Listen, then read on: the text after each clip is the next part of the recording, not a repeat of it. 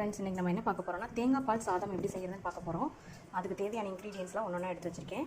5 பச்சை மிளகா, ஒரு பெரிய சைஸ் வெங்காயம், ஒரு வெங்காயம், சின்ன தக்காளி 2, அரிசி 1.5 கப் ஊற வச்சுருக்கேன். அதுக்கு தேவையான அளவு தேங்காய் அரைச்சி அதில் பால் எடுத்து வச்சுருக்கேன். அதாவது 1.5 கப் அரிசிக்கு 3 கப் தண்ணி ஊற்றி தேங்காய் பால் எடுத்துருக்கேன். கொத்தமல்லி, புதினா ஒரு கைப்பிடி எடுத்து வச்சுருக்கேன். இஞ்சி பூண்டு விழுது எடுத்து வச்சுருக்கேன். இப்போ வாங்க ஒன்றா செஞ்சிடலாம். எப்படி செய்கிறதுன்னு காமிக்கிறேன். ஒரு குக்கரை அடுப்பில் வச்சுருக்கேன். இதில் ஒரு 2 ஸ்பூன் நெய் சேர்த்துக்கலாம்.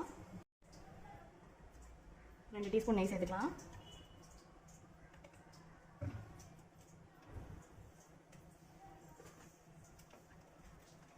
அது கூடவே ஒரு டேபிள் ஸ்பூன் எண்ணெய் சேர்த்துக்கலாம்.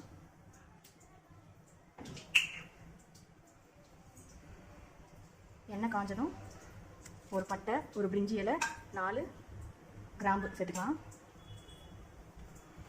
இது கூடவே 5 பச்சை மிளகாய் சேர்த்துருக்கேன்.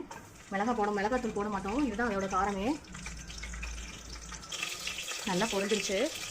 பச்சை மிளகாய் வெடிக்கிறதுக்கு முன்னாடியே வெங்காயம் சேர்த்துக்கலாம்.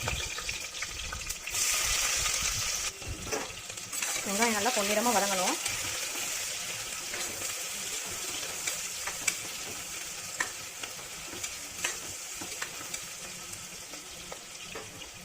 இந்த ஸ்டேஜ்லேயே கொத்தமல்லியை சேர்த்துலாம். கொத்தமல்லி புதினா 2 சேர்த்துலாம். அப்போ தான் அந்த ஃப்ளேவர் வந்து கடைசியில் இறக்கி சாப்பாடு சர்வ் பண்ணுற வரைக்கும் நல்ல கமகமன்னு இருக்கும்.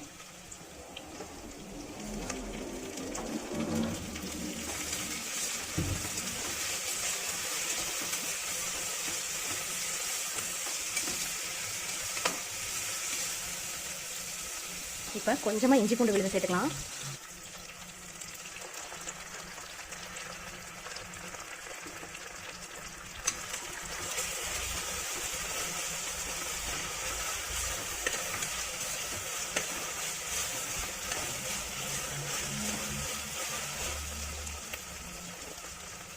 வெங்காயம் நல்லா ப்ரௌனாக வரட்டும். இப்போ தக்காளி சேர்த்துடலாம்.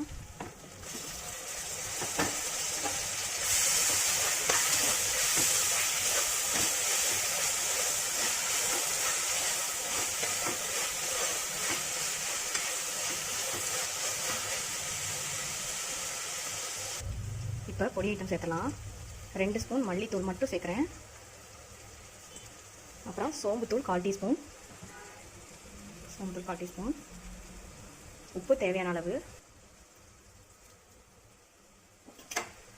இப்போ நல்லா ஒரு கிளறி விட்டுக்கலாம்.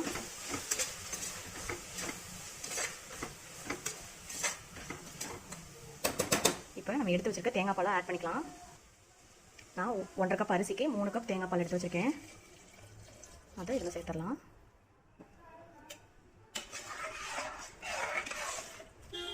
ஒரு கிளறிக்கலாம். இப்போ இது ஒரு கொதி மட்டும் வரட்டும். கொதி வந்தோடனே அரிசியை போட்டு ஒரு 3 விசில் விட்டுட்டு எப்படி இருக்குன்னு செக் பண்ணி பார்க்கலாம். பார்த்தீங்கன்னா நல்லா கொதி வர ஆரம்பிச்சிருச்சு. இந்த ஸ்டேஜில் நம்ம அரிசியை போட்டுடலாம். நான் இன்றைக்கி நார்மல் வீட்டு அரிசி தான் எடுத்துருக்கேன்.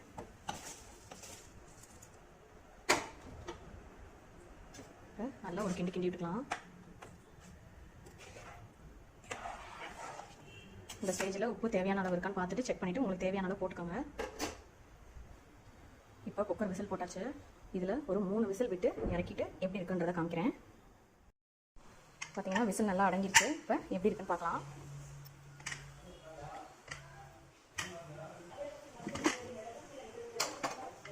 நல்லா சூப்பராக வெந்திருக்கு. பார்த்தீங்கன்னா அரிசி பூரா நல்லா உதிரியாக நல்லா வந்திருக்கு. நீங்களும் இதே மாதிரி வீட்டில் செஞ்சு பார்த்துட்டு சொல்லுங்கள். சரியான டேஸ்ட்டாக இருக்கும். நீங்களும் வீட்டில் செஞ்சு பாருங்கள். தேங்க்யூ.